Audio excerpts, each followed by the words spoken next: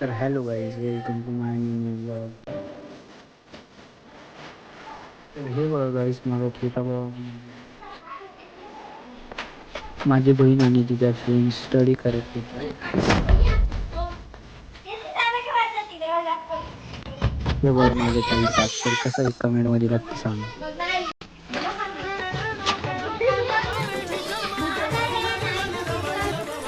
तर हे माझ्या आंटी आहेत.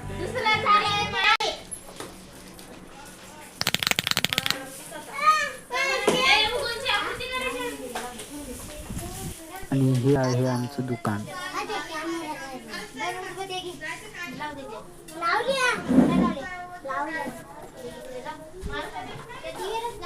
आणि हे आहे माझ्या काकांचा मुलगा.